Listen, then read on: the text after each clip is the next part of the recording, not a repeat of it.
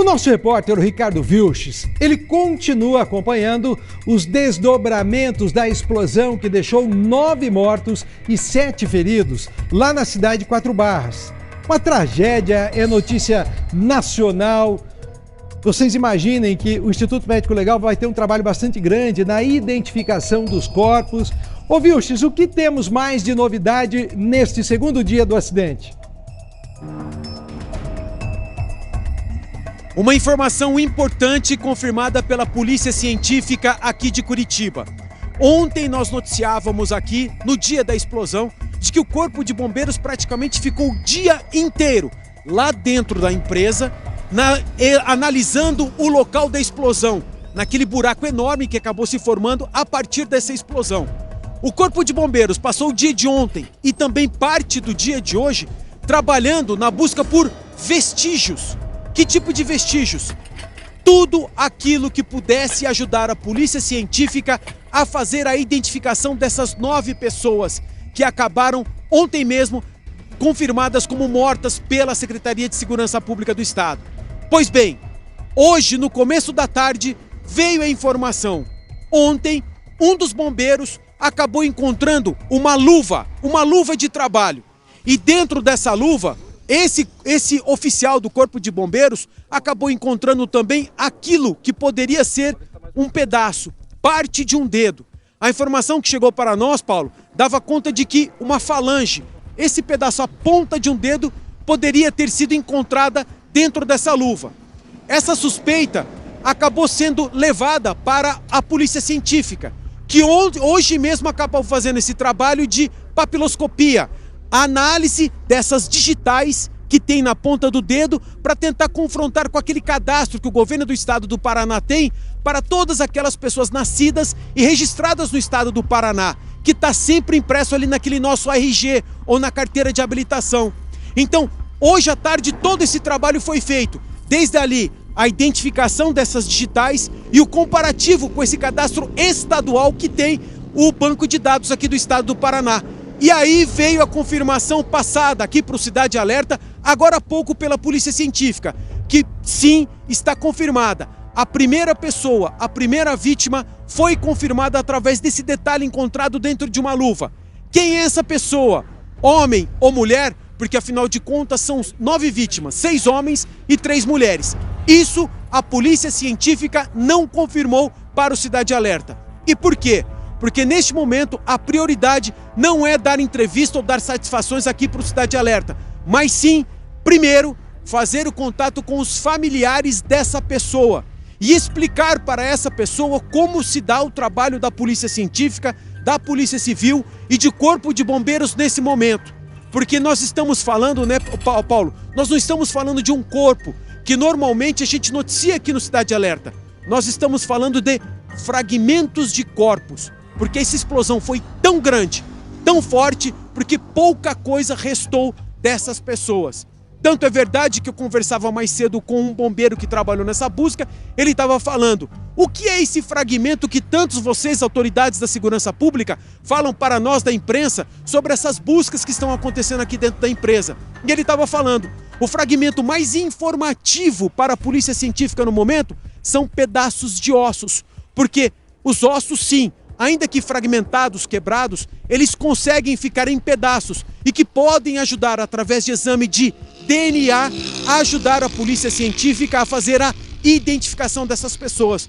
Por isso que ontem nós noticiávamos que todos os pais e mães dessas vítimas estavam sendo acolhidas pela Polícia Científica para que pudessem dar material genético para a polícia fazer esse trabalho de confrontação, que é através de análise e recolhimento de saliva, através de cotonetes suaves que foram colocadas ontem, foram analisadas ontem pela Polícia Científica. Então essa é a informação que nós estamos dando. Ontem nós entrevistávamos aqui o coordenador da Polícia Científica e ele falava, olha, nós trabalhamos com a expectativa de em 30 dias no máximo, nós conseguimos identificar todas essas pessoas para que seus familiares consigam seguir aquele rito do luto e poder ter essa paz, pelo menos nesse momento. E nós falávamos aqui mesmo, né, Paulo, sobre essa dificuldade. Nós temos ali aquela experiência de falar de que exames de DNA aqui no Paraná demoram no mínimo 45 dias. É normal aqui levar 3, 4 meses esse tipo de análise e ficar pronta. Só que agora é prioridade esse caso aqui de Quatro Barras. E hoje nós já podemos dar essa informação de que a primeira vítima já foi identificada pela polícia científica. Paulo, daqui a pouco nós vamos voltar para dar outros detalhes do encaminhamento dessa investigação que anda muito rápida. A análise das imagens das câmeras de segurança que já estão com a Polícia Civil, Paulo. Obrigado, Vilches. Vocês imaginem o desespero. Quer dizer, meio que, claro, cuidado com a minha palavra, meio que se comemora achar um pedaço de dedo. Olha que ponto se chega. Deixa eu conversar com o nosso repórter, o Leonardo Gomes, que está também acompanhando o trabalho do Corpo de Bombeiros lá na fábrica de explosivos de Quatro Barras. Desde ontem está lá. Novidades, Léo? As imagens feitas por drone, pelo repórter cinematográfico Luan Santiago, Paulo, deram uma dimensão daquilo que nós só tínhamos a imagem aqui da fachada. Nós não tínhamos uma noção do tamanho dessa explosão. A partir dessas imagens, as pessoas começaram a perceber que a situação foi gravíssima, que não sobrou absolutamente nada. Nós conversamos aqui com funcionários, Paulo, colegas de trabalho das 9 pessoas que perderam a vida e disseram, olha, vocês não podem ir até lá, mas eu passei hoje ali e é inacreditável, não sobrou nada, absolutamente nada, formou essa cratera. E aí a gente imagina a complexidade do trabalho também do Corpo de Bombeiros. E é isso que a gente vai falar agora. Eu conversei há pouco com a capitã do Corpo de Bombeiros, porta-voz da corporação, que nos disse o seguinte, olha, é um trabalho muito complexo, porque nós temos ali uma área muito grande, claro, ela vai aumentando cada vez mais, porque já foram encontrados fragmentos dessas pessoas, dessas vítimas, a 100 metros de distância do epicentro, dessa sala de 25 metros quadrados que explode, Paulo Gomes.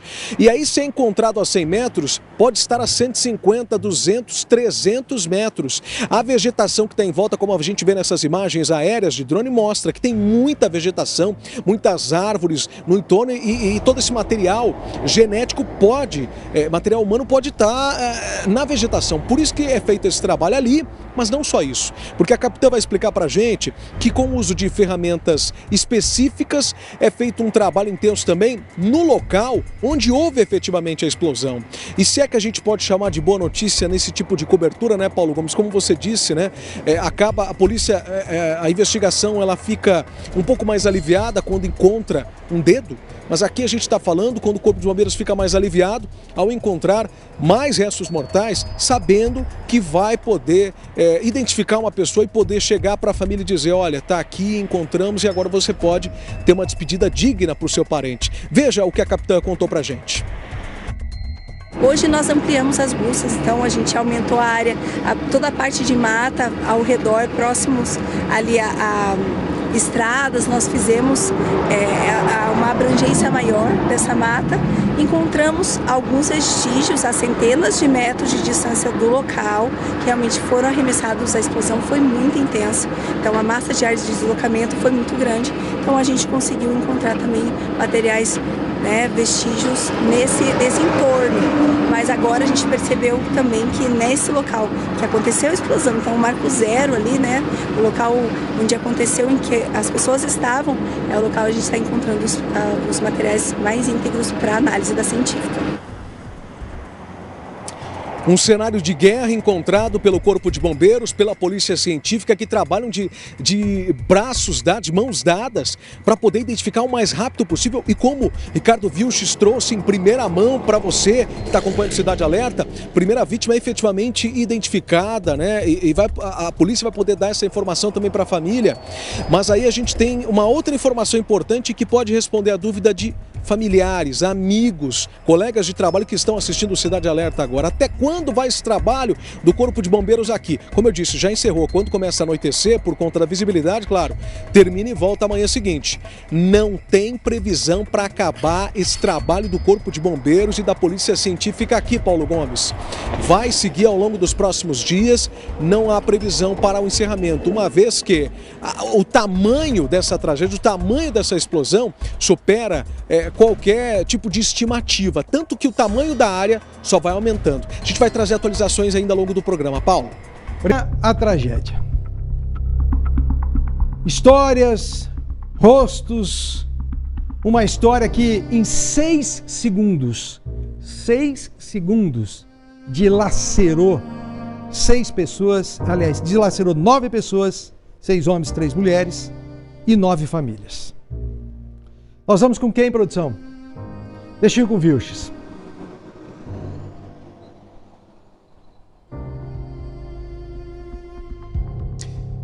Paulo Gomes, todas essas 9 pessoas já foram identificadas e o Cidade Alerta preparou uma reportagem para contar quem são essas pessoas, o que os familiares dessas pessoas dizem a respeito dessa tragédia que aconteceu aqui ontem em Quatro Barras. Nós vamos mostrar essa reportagem e depois nós vamos trazer detalhes sobre as câmeras de segurança, aquelas imagens que antecederam a explosão e que já estão sob análise da polícia daqui de Quatro Barras. Antes, o perfil. Quem são as 9 vítimas fatais da explosão aqui de Quatro Barras?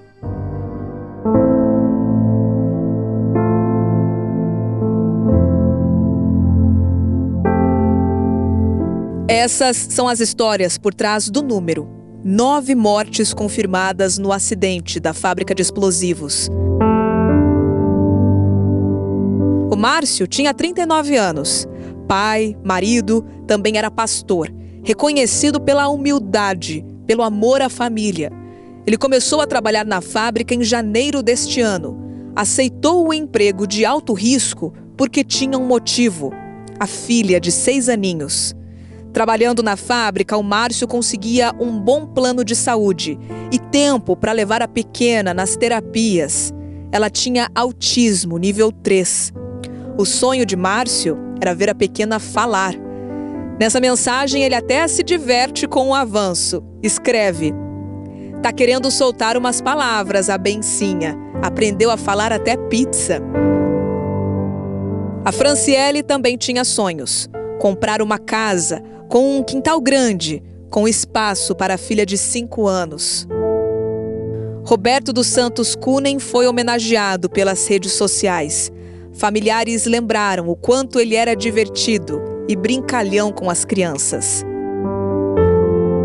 Simeão, ou Sime, como era conhecido, compartilhava momentos em família e também em gramados de futebol. Ele era apaixonado pelo esporte e querido por muitos. Jéssica deixa um marido e 2 filhas pequenas. Segundo amigos, ela era uma pessoa maravilhosa e adorava jogar futebol. Também na internet, Pablo é lembrado por amigos. A namorada escreveu que o dia seguinte ao acidente seria uma data importante, o aniversário de namoro. Pablo planejava pedir ela em casamento. Ela escreve: "Te amo mais que ontem e menos que amanhã." No dia seguinte ao acidente, além do movimento de viaturas, também familiares buscando carros, pertences das vítimas. Objetos como aliança, celular e outros itens ficavam guardados em armários. Todos deixavam tudo antes de iniciar o turno. Na sede da fábrica, a movimentação também de limpeza, a remoção dos estilhaços do prédio administrativo. Neste dia seguinte ao acidente, o trabalho do Corpo de Bombeiros também continua. O prédio onde as 9 vítimas estavam desapareceu e deu lugar a uma enorme cratera de cerca de 4 metros de profundidade. Por isso, as buscas pelos corpos também se tornam mais desafiadoras e envolvem uma varredura em uma vasta área de mata. Nesse mapa delimitado pela equipe de resgate, a área em amarelo marca o local onde a explosão aconteceu.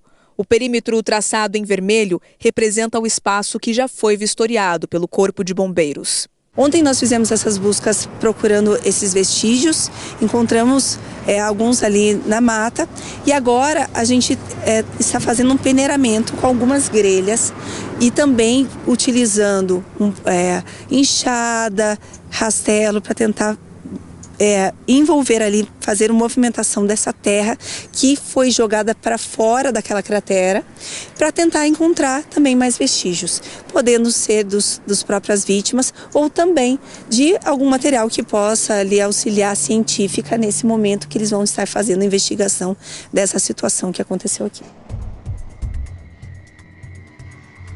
Márcio Alcântara, esse pastor que nós apresentamos nessa reportagem, uma das 9 vítimas desse acidente, dessa explosão que aconteceu em 4 Barras, se tornou um personagem importante na investigação da polícia com base em análise de imagens feitas, captadas antes da explosão.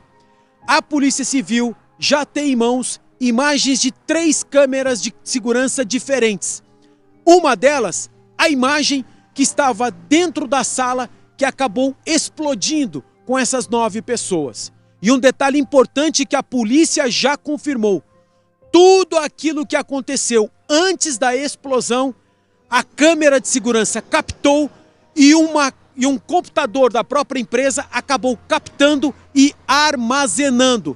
Portanto, isso faz parte da investigação para saber exatamente o que aconteceu e o que pode ter provocado essa explosão com base em análise de imagens.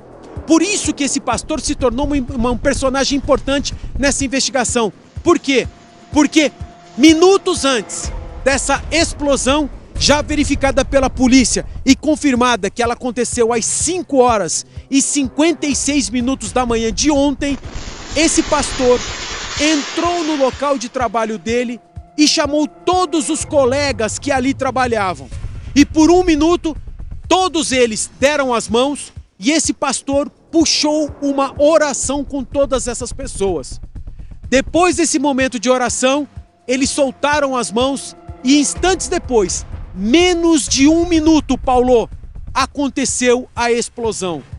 Isso que eu acabei de relatar aqui para o Cidade Alerta foi relatado para mim com base em informações de um investigador da Polícia Civil de 4 Barras responsável por esse tipo de trabalho, análise das câmeras de segurança.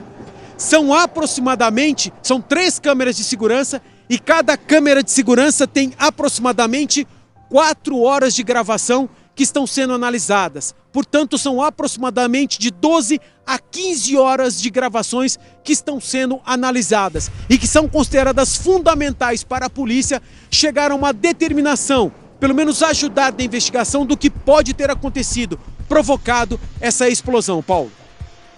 Obrigado, Vilches. Deixa eu explicar uma coisa para vocês que estão nos acompanhando. Alguns dirão assim: Paulo, mas se as informações são de que, na verdade, os corpos foram dilacerados, por que toda essa movimentação? Como é que, de fato, a família vai fazer o sepultamento? Ela vai fazer o sepultamento do quê? De um pedaço de dedo, de um tecido, de um osso?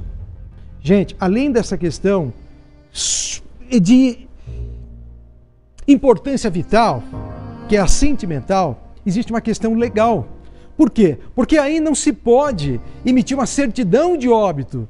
A pessoa desapareceu. Como é que você emite uma certidão de óbito? No caso de desastres como estes, e que as pessoas estariam lá, você tem a chamada morte presumida, mas aí você tem que ter um juiz para analisar e dar a certidão de óbito.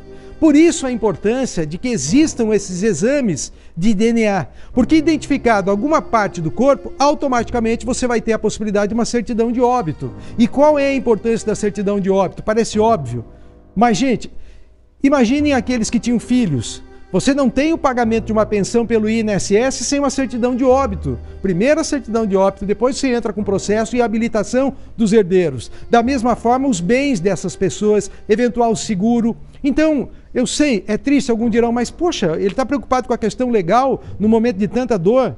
Sim, gente, porque nós também temos uma questão legal envolvida de investigação. E nem todo mundo sabe que se você não tem um corpo encontrado, você não tem a possibilidade do Instituto Médico Legal emitir a certidão de óbito, porque não se emite uma certidão de óbito, a não ser, como eu digo, através de uma ordem judicial e que exige investigação e demora. Então é por isso também, para que entendam a importância do Instituto Médico Legal em situações de tragédias, onde você tem o desaparecimento de um corpo. Obviamente, se você tivesse ali um rosto, não é? Você poderia fazer ali a identificação sem a necessidade de um exame de DNA, mas quando não existe isso, é pele, é osso, é secreção. Vocês viram o Léo dizendo que eles estão procurando, inclusive, pedaços de corpos humanos na mata. É uma tristeza assim sem tamanho. A nossa total solidariedade a estas famílias enlutadas, porque todos nós fazemos também um raciocínio: e se fosse nosso pai? E se fosse nosso filho? E se fosse a nossa esposa? Quer dizer, as informações que eu estava lendo, gente, é que inclusive eles estariam rezando antes de começar a atividade laboral. E aí acontece o quê? Acontece que em 6 segundos uma explosão dizimou com 9 pessoas. Ontem dissemos que as causas não se sabem ainda. Eu trouxe até um relatório aqui para vocês de uma pessoa que trabalhou lá, dizendo que havia um controle rigoroso, que inclusive blusas, o tipo de blusa era selecionado, blusa, porque a blusa poderia ter faísca, gerar eletricidade e detonar a bomba. É um negócio assim de altíssima tecnologia. Mas ali, ó, nós temos a Camila Pinheiro, nós temos o Cleberson Correia, nós temos o Eduardo de Paula, a Franciele Oliveira, a Jéssica Pires, o Márcio Andrade, o Pablo Santos, o Roberto Kinen e o Simeão Machado. E eu quero dizer sobre o Márcio Andrade, agora não tenho certeza se é o Márcio ou o Cleberson, um dos dois que acertou, o Márcio, que aceitou, vejam vocês, ele aceitou o serviço para garantir o plano de saúde para os seus filhos. Olha que ponto chega. E ao ele garantir o plano de saúde aos seus filhos, ele perde a vida. São aqueles desígnios que nenhum de nós consegue, na verdade, compreender o porquê temos que passar e porque alguns têm que passar. Daqui a pouquinho eu volto com mais informações dessa com o Ricardo Vilches. Porque eu quero entender efetivamente, Ricardo, duas coisas. Quando nós temos uma tragédia de uma envergadura desta que aconteceu em Quatro Barras, com muitas vítimas, com dificuldades de identificação, normalmente as autoridades elas formam uma força-tarefa. Então, primeiro, gostaria de saber se o governo do estado ele já criou a força-tarefa. Uma vez existente essa força-tarefa, qual é o prazo previsto para que o Instituto de Criminalística dê o resultado final dos exames genéticos? E outra coisa, quando é que a Polícia Científica para de tentar recolher material genético no lugar?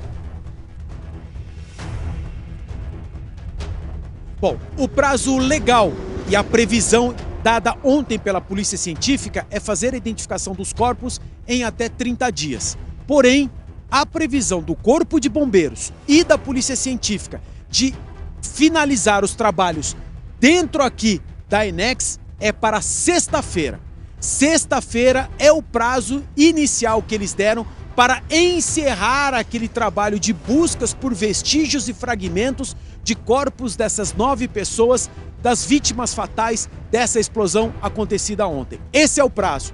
Mesmo porque, Paulo, aí tem uma curiosidade. A informação que nós temos é de que a empresa, pelo menos o fornecimento de energia elétrica, está sendo parcial aqui para a empresa. Por causa da explosão, a empresa ficou sem energia elétrica, mas ela tem geradores e poderia agilizar a instalação de novos equipamentos elétricos para o funcionamento dela ser considerado normal. Porém, tudo isso ainda depende de uma análise e trabalho de vistoria dos bombeiros. Só depois é que os bombeiros falarem ok, depois dessa vistoria, é que a empresa, essa fábrica de explosivos, poderá retomar as suas atividades consideradas normais. A informação que nós temos até o momento é de que isso não está acontecendo, justamente porque esse trabalho de perícia, esse trabalho de busca por vestígios não terminou. Por isso que todas as partes aqui têm interesse em agilidade nesse tipo de trabalho. E o prazo, a informação que nós temos é que o prazo vai se encerrar na sexta-feira. Esse é o prazo inicial, Paulo. Obrigado, Ricardo Vilches. Qualquer informação nova, você volta para conversar conosco. E as atualizações desse caso, você também confere no nosso portal de notícias, que é o ric.com.br. Nós temos uma equipe que fica 24 horas informando os telespectadores.